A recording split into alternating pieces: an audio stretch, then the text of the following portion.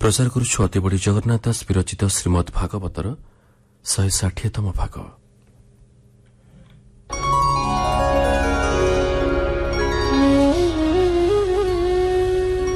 नारायणं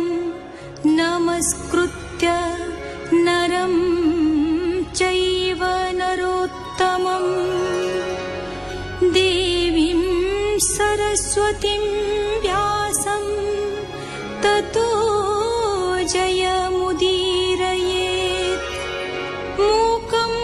करोति वाचालं पङ्गुं लङ्घयते गिरिं यत्कृपातमहं वन्दे परमानन्दमाधवम्। अजामिल गंगा तरकु जाई भजन साधन समाहित पूर्वक देहत्याग करी वैकुंठ धाम प्राप्त होईछि। एणे जमदूतगण भीत एवं विस्मित होई जमराजंग पाखकु जाई आद्य प्रांत सबु घटना वर्णना करिसंती आउ पचारिसंती त्रिभुवन रे केते जण शासनकर्ता अछंती।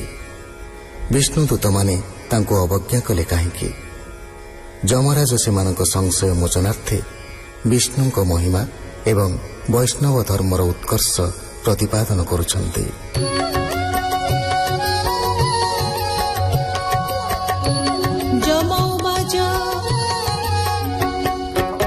संसार कर्ता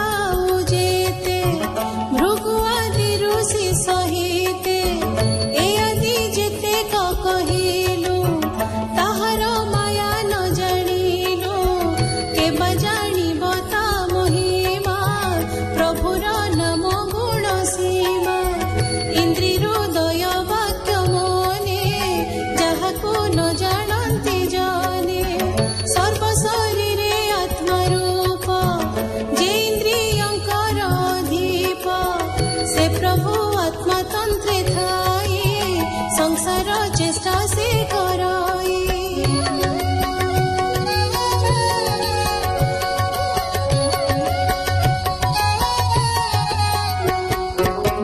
ताहार दूत गणी करी ताहार रूप गुण धरी संसारे निर्भये विहरे हेले अशेष प्राणी तारे देवे पूजित तेज युक्त अति अद्भुत विष्णुदूत भक्तिमंत प्राणी मानंकु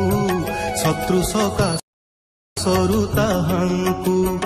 आंभ भयरु से रखन्ति सर्वत्र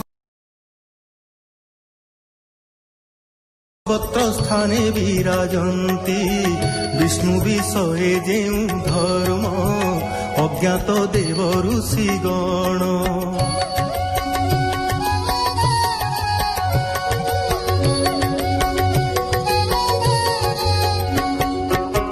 सिद्ध सूरज चरण मनुष्य विद्याधर मान ए सर्वे जानिबे के मंत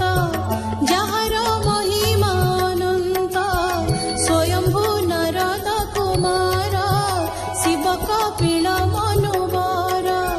प्रहल्लाद भीष्म जनक मुहि द्वादश बलि शोक हे दूते सुन मोर वाणी विष्णु भक्ति एते जानी गोपत विशुद्ध दुर्बोध्य जे धर्म जानी मृत्यु छेद।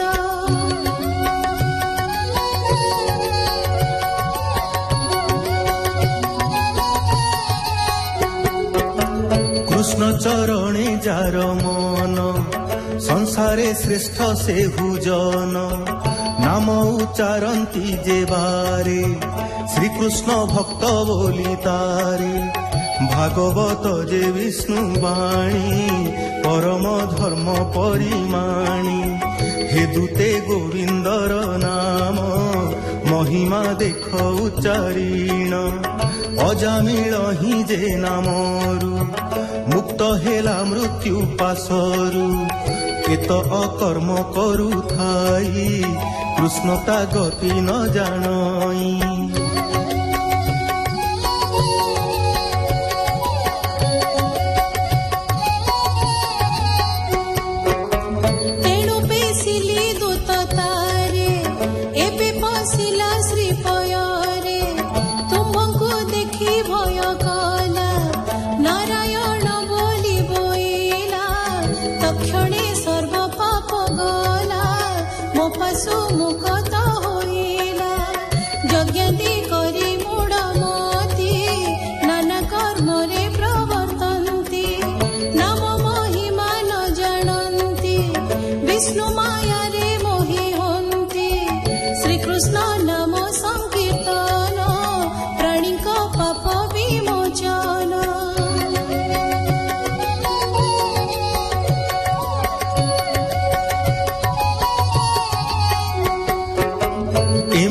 যে প্রাণী পণ্ডিত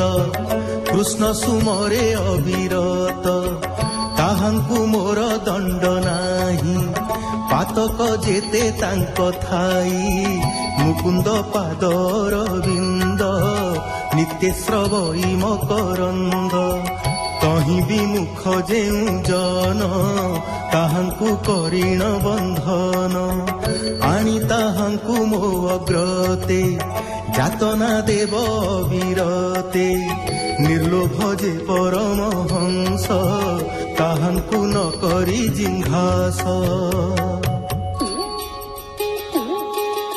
ଗୃହ ବନ୍ଧନେ ମନ ଦେଇ ନିତ୍ୟ ଅସାଧୁ ସଙ୍ଗେ ଥାଇ ଜିହ୍ୱାରେ ନ ବୋଲଇ ନାମ ନ ଚିନ୍ତେ ହରି ପାଦ ପଦ୍ମ କୃଷ୍ଣର ପାଦେ ଚିତ୍ତ ଦେଇ କେବେ ସ୍ତୁତି ନ କରଇ ବିଷ୍ଣୁର କର୍ମରେ ବର୍ଜିତ ନିରତେ କୁସଙ୍ଗେ ଆସିତ ଏମନ୍ତ ଭାବେ ଯେତେ ପ୍ରାଣୀ ଯାତନା ଦିଅ ତାଙ୍କୁ ଆଣି ଏମନ୍ତ ଦୂତ ଆଗେ କହି ଯମ କହନ୍ତି କୃଷ୍ଣ ଧ୍ୟାଇ ମୋର ଦୂତଙ୍କ ଅପରାଧ କ୍ଷମା କରିବା ପଦ୍ମପାଦ ଶ୍ରୀହରି ପୁରୁଷ ପୁରାଣ କ୍ଷମା କରନ୍ତୁ ନାରାୟଣ ପଣ୍ଡିତେ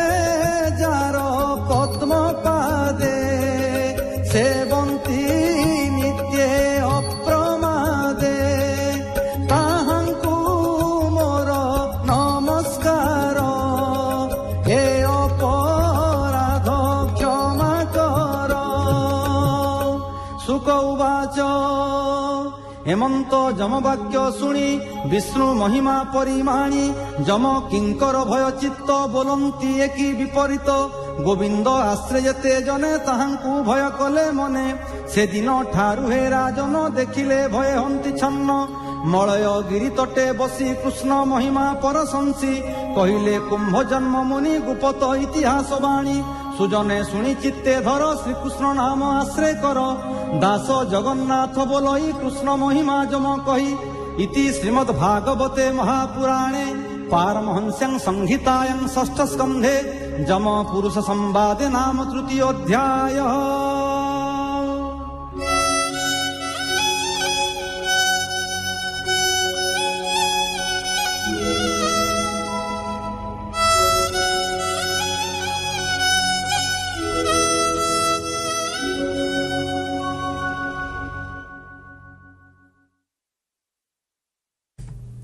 ଶେଷ ହେଲା ଅତିବଡ଼ି ଜଗନ୍ନାଥ ଦାସ ବିରଚିତ ଶ୍ରୀମଦ୍ ଭାଗବତର 160ତମ ଭାଗ। ଏହି ଭାଗରେ କଣ୍ଠଦାନ କରିଥିଲେ ଦୁଃଖୀଶ୍ୟାମ ତ୍ରିପାଠୀ, ମନ୍ମଥ ମିଶ୍ର, ସେବାରାଣୀ ମହାପାତ୍ର ଏବଂ ସଙ୍ଗୀତା ଗୋସାଇଁ। ବେତାର ସମ୍ପାଦନା ଡକ୍ଟର ଦାଶରଥୀ ଦାସ, ସଙ୍ଗୀତ ପରିଚାଳନା ତାରାକାନ୍ତ ପଣ୍ଡା, ବର୍ଣ୍ଣନା ବସନ୍ତ ମହାନ୍ତି ଏବଂ ପ୍ରଯୋଜନା ସୁହାସ ମହାନ୍ତି।